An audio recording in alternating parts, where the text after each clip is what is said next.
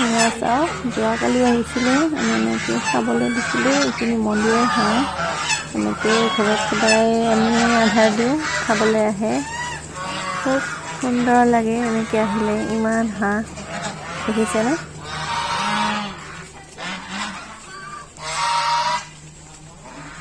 দেখিছা কিমান হাঁহ আহিছে? আহ আহ আহ